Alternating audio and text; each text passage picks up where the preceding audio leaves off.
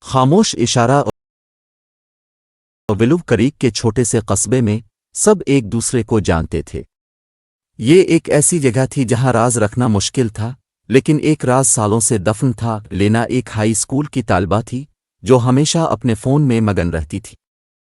اس کے والدین اکثر اسے زیادہ فون استعمال کرنے کے خطرات کے بارے میں خبردار کرتے تھے، لیکن وہ اسے نظر انداز کر دیتی تھی۔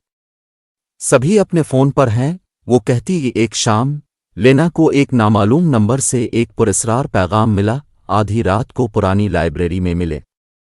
میرے پاس آپ کو دکھانے کے لیے کچھ اہم ہے۔ تجسس اور تھوڑی سی خوفزدہ اس نے جانے کا فیصلہ کیا۔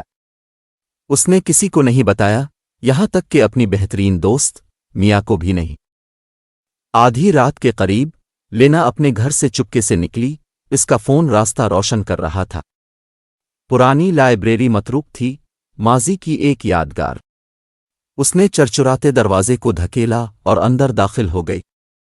ہوا میں دھول بھری ہوئی تھی اور واحد آواز اس کے فون کی ہلکی سی گونج تھی۔ اچانک اس کا فون دوبارہ بجا۔ بیسمنٹ میں جاؤ، پیغام میں لکھا تھا۔ لینا نے ہچکچایا، لیکن تجسس نے اسے قابو کر لیا۔ اس نے بیسمنٹ کا دروازہ ڈھونڈا اور سیڑھیوں سے نیچے اتر گئی۔ بیسمنٹ اندھیرا تھا، لیکن اس کے فون کی فلیش لائٹ نے اندھیرے کو چیر دیا۔ کونے میں اس نے ایک شخصیت دیکھی۔ یہ ایک بوڑھا آدمی تھا، اس کا چہرہ سائے میں چھپا ہوا تھا۔ اب کون ہے؟ لینا نے کانپتی ہوئی آواز میں پوچھا۔ آدمی آگے بڑھا، اس کا چہرہ عمر اور فکر کی لکیروں سے بھرا ہوا تھا۔ میں اس قصبے کے رازوں کا محافظ ہوں، اس نے کہا۔ اور تم؟ لینا خطرے میں ہو۔ لینا کا دل تیز ہو گیا۔ آپ کا کیا مطلب ہے؟ آدمی نے اس کے فون کی طرف اشارہ کیا۔ یہ آلہ صرف ایک اوزار نہیں ہے، یہ ایک جال ہے۔ یہ آپ کو مشغول کرتا ہے، آپ کو الگ کرتا ہے اور آپ کو کمزور بناتا ہے۔ آج رات آپ کو یہاں لایا گیا ہے کسی ایسے شخص نے جو آپ کی عادات کو جانتا ہے، کسی ایسے شخص نے جو آپ کو نقصان پہنچانا چاہتا ہے۔ لینا کا خون سرد ہو گیا۔